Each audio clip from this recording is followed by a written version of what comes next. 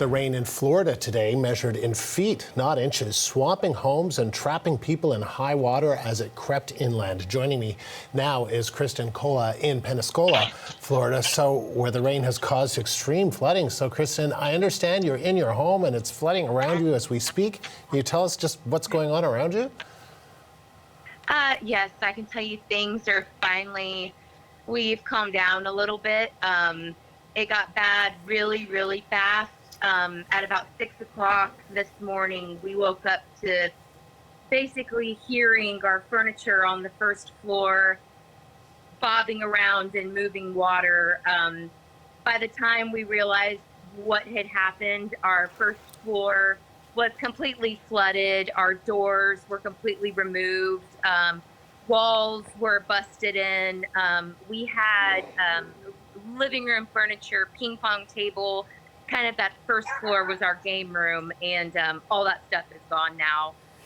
Once that room flooded, it goes into the garage, and the garage flooded.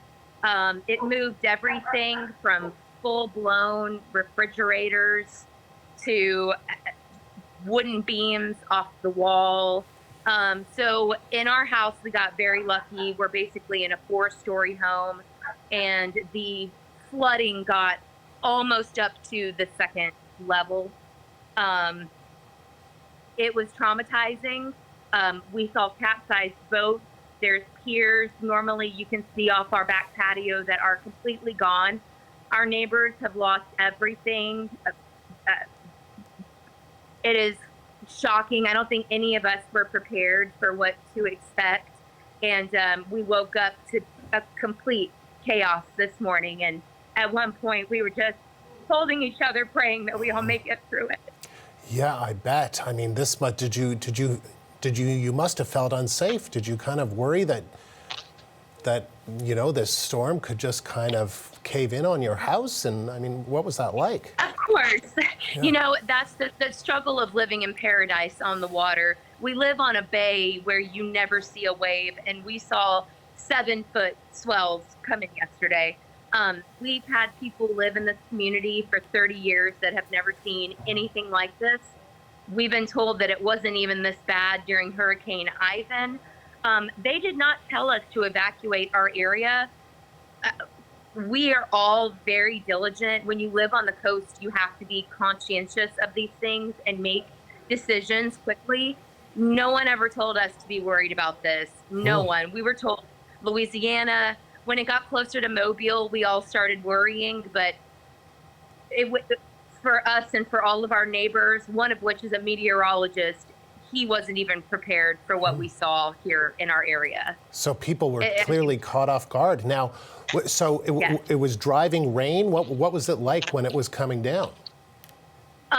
It was complete sideways. It almost looked like it left a fog of a haze behind it. When something moves so fast and it's kind of blurring, the rain was literally sideways. We have a beautiful American flag on our front porch that is big, strong, and dirty. But stealthy, and it is completely bent in half. We have surfboards that were broken in half. I mean, it was just the force of everything. There's actually a couch that blew up into the yard next to our yard. I mean, it was physically moving barriers. I mean, just the ferociousness of this, I don't think any of us had any idea what it was coming. None of us evacuated, and by the time we tried to, all the roads were too flooded to get out. We had one neighbor get out, and they were able to get under a highway, but then they had to come straight back because every road around us was closed. So would you be able to evacuate right now, or do you feel as though it's kind of the storm, you feel safe now? I'll say the water has subsided, and that is the biggest, most important thing. We can actually drive down our road now. Earlier, there was debris floating all over the road where even if you got in your car and tried to go through it, there's no telling what you would have been driving over. But at this point, right now, when you look outside, it's just belongings, pictures of loved ones. It's really heartbreaking. Yeah, I bet it is. I mean, we're seeing some of the video that you sent us, and it's just you really do see the damage. Do you have enough supplies to last you for a while? You know, the thing when you don't get a lot of advance notice and when they tell you don't freak out, don't panic, is we didn't really prep. Here in Florida, and with it being hurricane season, you always prep a little bit, especially with the COVID situation. Like, God knows if there's another lockdown. So we have a bottle of water. In fact, as we speak, I sent my husband to a neighbor's house to get some ice because he had some extra ice in the cooler. And I'm putting stuff in the fridge into the cooler. But we don't know how long. I mean, we still don't have power, but we're just thankful that we're not hearing the wind blowing through. I mean, truly one of the most terrifying experiences of my life, and I consider myself a super trooper. You sure sound like it. Kristen, appreciate you taking the time, and we wish you well.